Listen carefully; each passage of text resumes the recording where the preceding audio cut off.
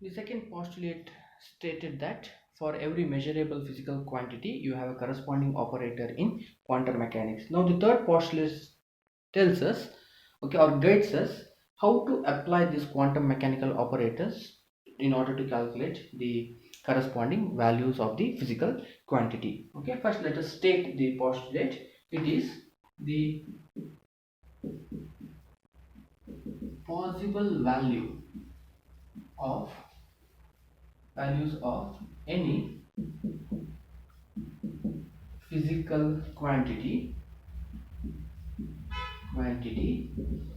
of a system. Okay, the possible value of any physical quantity of a system. For example, the physical quantity may be energy. Suppose if I want to calculate energy, okay, then it is energy, or angular momentum, or position, whatever physical quantity is, okay, it is.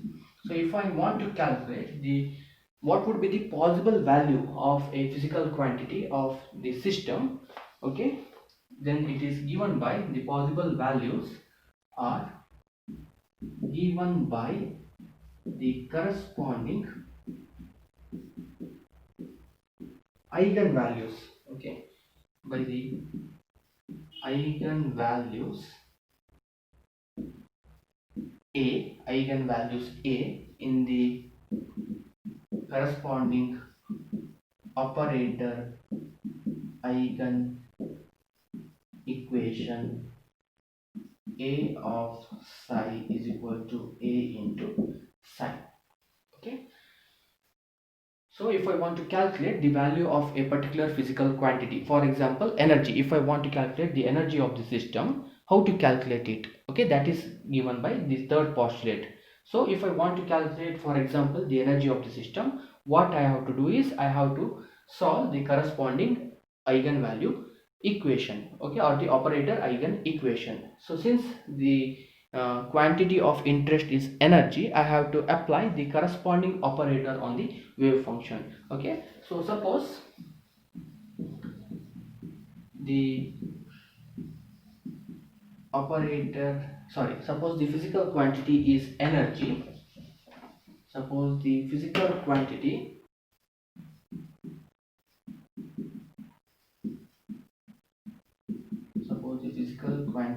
is energy E. Okay, if I am interested in calculating the energy of the system E, then the corresponding operator equation that one has to solve is h of psi is equal to E into psi. Okay, so which operator I have applied on the wave function? I have applied an operator which corresponds to the total energy, that is the Hamiltonian operator. So if I want to calculate the energy of the system, what I have to do is I have to apply the Hamiltonian operator on the wave function. And if this wave function is an eigen function of the system, okay, the wave function that I have used, if it is the eigen function of the system, then we always end up in getting the eigen values for energy, okay, no other values. Okay, for example, if I take the example of particle in a one-dimensional box, okay, particle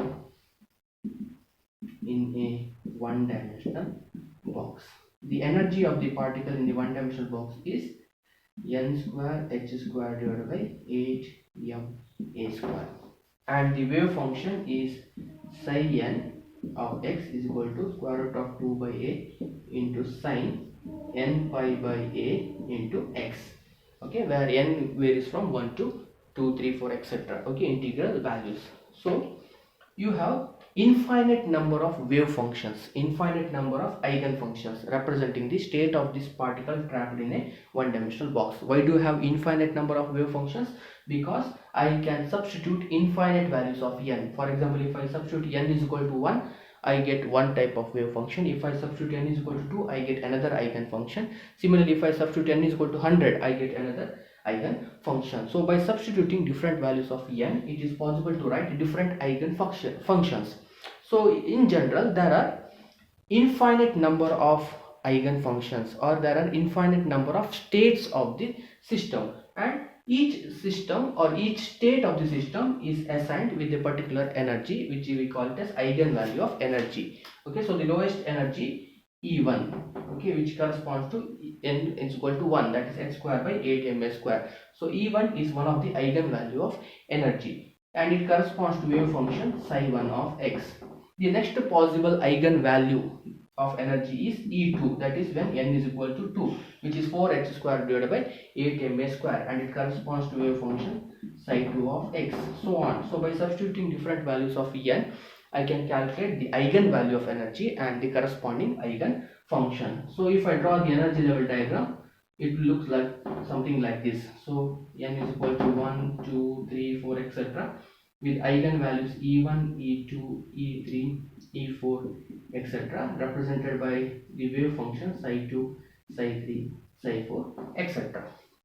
Okay, so though the meaning of this postulate is very much complicated, we will not go into those details about the meaning of this postulate, because that may lead to some confusion, okay, and you may start hating quantum mechanics. So I will explain this on the surface, okay, that whatever is required for you and in the undergraduate level, that I will touch only those part of the postulate. Okay, so now what is the difference between classical mechanics and quantum mechanics? Let us try to understand. According to classical mechanics, okay, the energy of the particle trapped in the one-dimensional box should be continuous. It can be varied continuously. But according to quantum mechanics, the energy of the particle is discrete. It means either the particle will have energy E1, or it will have the next possible energy E2 or E3. So the energy of the particle is quantized. Okay, this is the first difference between classical and quantum mechanical results. The another important difference is in classical mechanics, which is nothing but the Newtonian mechanics, you can predict what would be the future state of the particle. For example, if I throw a ball in the mid-air, okay, whose initial position and initial velocity is known, then it is possible by using Newtonian equations or Newton's law, you can predict what would be the position, or what would be the energy, or what would be the kinetic energy of the particle after 10 minutes or 15 minutes. So you can predict what would be the future with precisely or accurately with the zero error. Okay, but in quantum mechanical system, we cannot pinpoint what would be the state of the particle. Okay, we can only speak in terms of probability. Okay, why this is because when we solve the Schrodinger wave equation, we see that there is not one eigenfunction. You have infinite number of eigenfunction representing the state of the system. So ಆ system exactly ಯಾವ state ಅಲ್ಲಿ ಇದೆ ಅಂದ್ರೆ ನಮ್ಗೆ ಗೊತ್ತಿಲ್ಲ. It is in some type of a mixed state. So what is this mixed state? It means the state of the system is represented by a wave function which is a linear combination of all the eigenfunction a1 into psi1 of x plus a2 into psi2 of x plus a3 into psi3 of x, so on, an into psi n of x. So according to quantum mechanics, the state of a quantum mechanical system represented by this wave function is a linear combination of all the eigenfunctions that is obtained by solving the Schrodinger wave equation. Here a1, a2, a3, etc. Okay, they represents the coefficient of each eigenfunction. And what is the role of this a1 is, the role is very very important. The value of a1, okay, the value of a1 tells us what would be the probability that the particle is in the particular state corresponding to this wave function. If a1 is very high compared to a2, a3, a4, etc., it means the state of the system is much close to the state represented by the wave function psi1 of x. If a3 is much greater than a1, a2, a4, a5, etc., it means the overall state of the system is much closer to the state represented by the eigenfunction psi2 of x, and so on. So this state is called as a mixed state. Okay, so the quantum mechanical states are in a mixed state. We exactly cannot say in which state the particle is. We cannot predict the exact state of the system. The particle may be in the ground state corresponding to psi 1, or it may be in the excited state corresponding to wave function psi 2, or it may be in the higher excited state corresponding to wave function psi 4. So how to better represent the state of the system?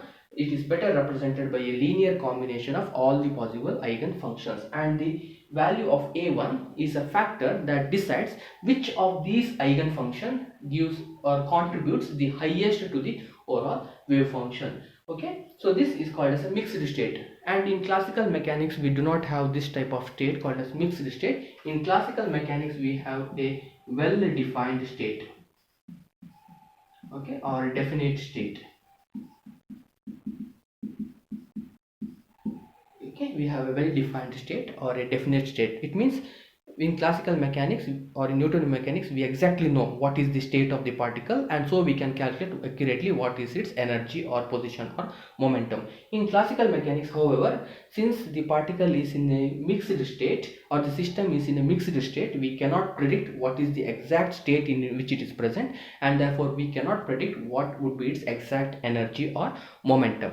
But if we do an experiment, that is, if I experimentally measure, okay, the physical quantity of interest, for example here the energy, then immediately this mixed state becomes a definite state, and I get one of these eigenvalues of energy. So before doing the experiment, the system, quantum mechanical system, was in a mixed state.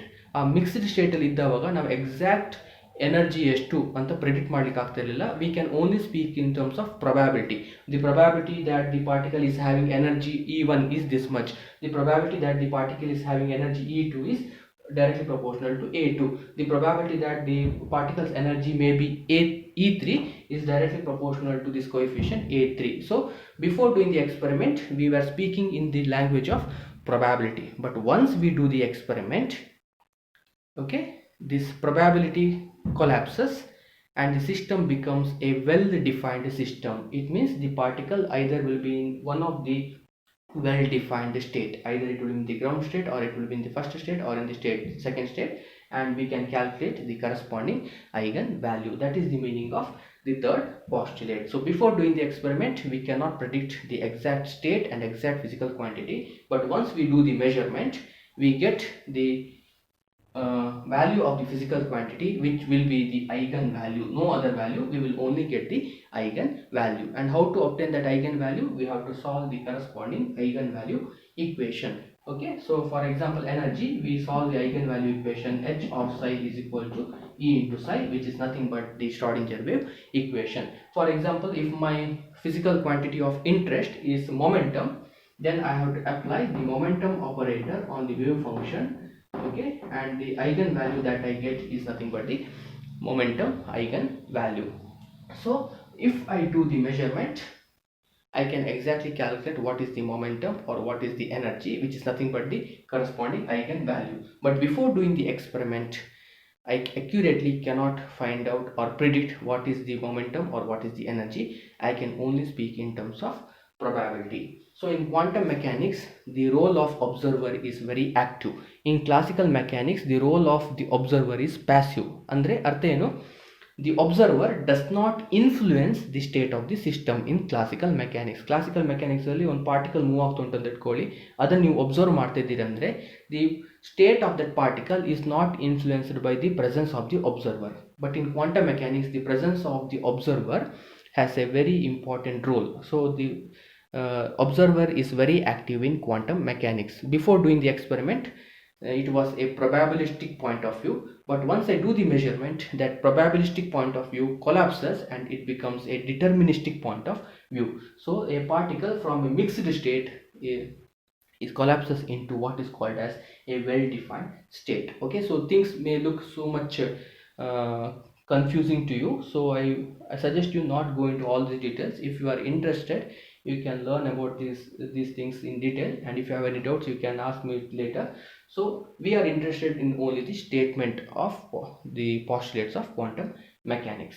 Okay, this third postulate, it is only concerned about a single measurement. Okay, what happens if a single measurement is made on a system? Now, instead of making a single measurement, if I have n identical system, for example, particle in a one-dimensional box, instead of one particle in one-dimensional box, if I have n identical systems, that is, I have n number of boxes and each box containing identical particles. So, if I have n number of identical system and on each system I make one measurement. Okay, suppose if my aim is to calculate the energy, so I calculate the energy of the particle in the first system, then I calculate the energy of the particle in the second system, and I then calculate the energy of the particle in the third system, and so on. I calculate the energy of the particle in this nth system. So on an average, what is the energy of the particle in these n identical system? So how to calculate the average value, or what is also called as expectation value of a physical quantity, that is stated in the fourth postulate of quantum mechanics. Okay, the fourth and fifth postulate we will not go in much detailed explanation, okay, because now itself the things are getting more and more complicated.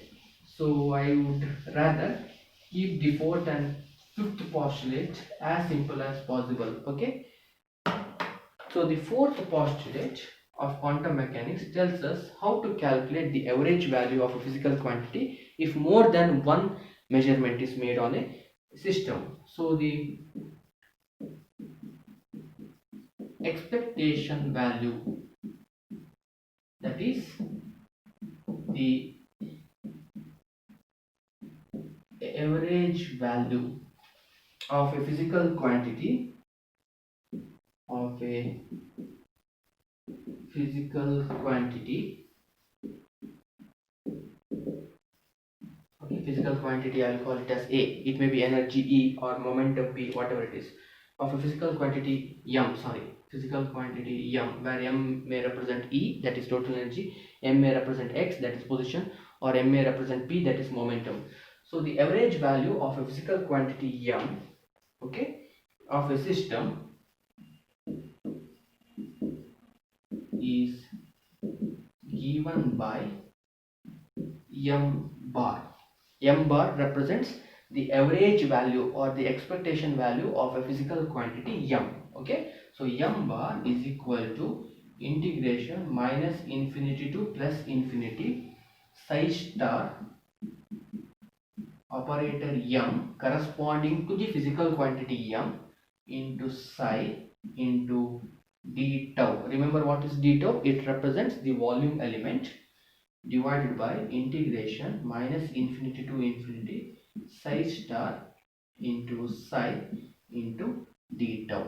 Okay, we use psi star only if the wave function is a complex function. If the function is a real function, we need not use psi star, we will simply use psi.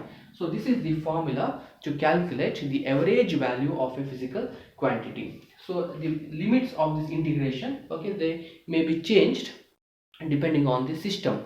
For example, if the particle is the one-dimensional box is the system, you can change the limit from minus infinity to plus infinity by 0 to a. Okay, so this limit you can change depending on the system. So for example, if I want to calculate the average energy E bar, okay, then what would be the corresponding expression? It would be minus infinity to plus infinity psi star, the operator corresponding to the total energy, that is the Hamiltonian operator, into psi into d tau divided by integration minus infinity to plus infinity psi star into psi into d tau. Okay, now suppose if you look at this denominator expression, integration minus infinity to plus infinity psi star into psi, or minus infinity to plus infinity psi star into psi into d tau. Now if the wave function psi is normalized,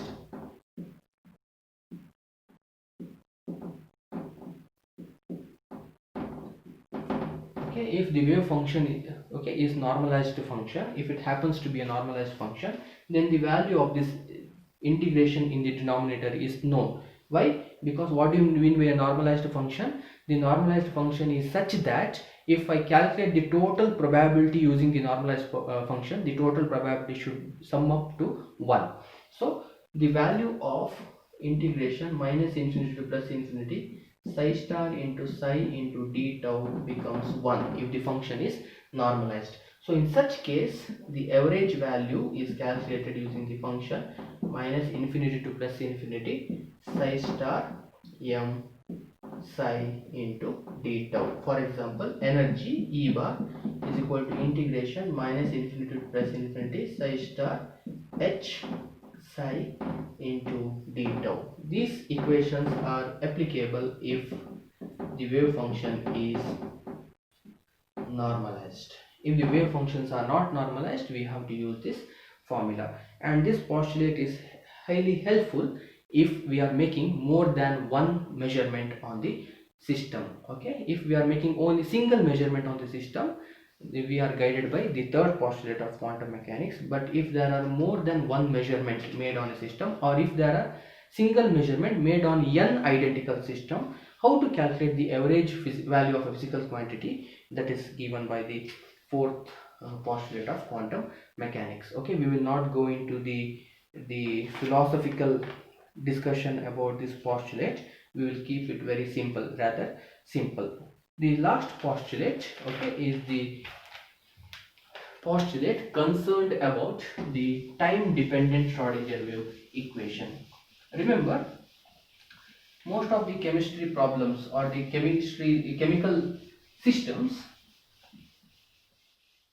the values of the physical quantity do not depend on time. Okay, in chemistry, most of the chemistry systems, the values of physical quantities such as energy, momentum, position, etc., they only depend on the position of the particle and they do not depend on the time. So generally we use time independent Schrodinger wave equation to solve the we use the time dependent independent Schrodinger wave equation for describing a system in chemistry. Okay, whereas if a system's physical quantity depends on time as well along with the position, in such case we have to use time dependent Schrodinger wave equation. Irrespective of whether a physical quantity or a system depends on time or not, it is possible to write a time dependent Schrodinger wave equation for any system. I repeat, whether a system or system's properties depend on time or not, it is always possible to write a corresponding time dependent Schrodinger wave equation for any system, whether that system's property depends on time or not. That is given by the fifth postulate of quantum mechanics. So the fifth postulate of quantum mechanics tells that for every system, when I say every system, all the systems are covered, whether the system depends on the time or whether it does not depend on the time. Okay, what does it mean? The physical property of the system time ಮೇಲೆ depend ಆಗಿರ್ತದ ಅಥವಾ ಇಲ್ವೋ, whatever the case it may be, for every system there exists a time dependent Schrodinger wave equation which is given by minus, okay, h of psi, that is Hamiltonian operator on the wave function psi, is equal to IH by 2 pi, where I is the imaginary number, IH by 2 pi into dou psi by dou t. Okay, so this is a very important equation in quantum mechanics. This is the time dependent Schrodinger wave equation. So you can write a time dependent Schrodinger wave equation for any system, whether that system's property depends on time or not. It is still possible to write a time dependent Schrodinger wave equation. But what we generally do is we overlook this time factor in most of the chemistry problems because most of the systems are time independent. So here h is the Hamiltonian operator, you already know. Psi is the wave function which is now written as psi of x comma y comma z comma t. So the wave function not only depends on the position of the particle, it also depends on time. So these are the 5 postulates of quantum mechanics. Okay, so let us brush up what are the 5 postulates of quantum mechanics. The first postulate states about the state of a system. Okay, so the wave function is used to describe the state of a quantum mechanical system. Though wave function does not have any uh, direct information, but it has many hidden information inside it. So wave function represents the state of any microscopic system. Now, how to abstract or extract the information from this wave function, that is explained by the second postulate of quantum mechanics. That is, we have to use a corresponding quantum mechanical operator. Okay, for every measurable physical quantity, you have a corresponding operator in quantum mechanics. The third postulate tells us how this quantum mechanical operator can be used to abstract information from a wave function.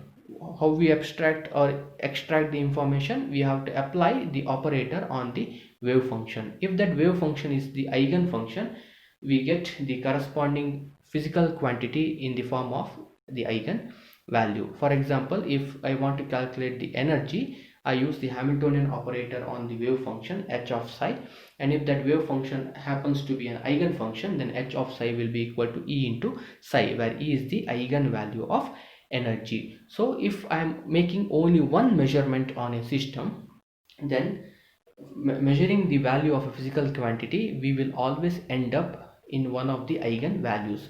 Okay, if say for example, if I am calculating the energy, I will always end up with one of the eigen values of energy, E1, E2, E3, etc. The fourth postulate tells us, suppose if we are making many measurements, okay, if I have n identical systems and if I make one measurement on each system and try to calculate the average value of a physical quantity, how to calculate the average value is stated by the fourth postulate. And finally, the fifth postulate states that for any system there exists a time dependent Schrodinger wave equation, which is given by this equation. Okay, so with this I conclude the postulate of quantum mechanics.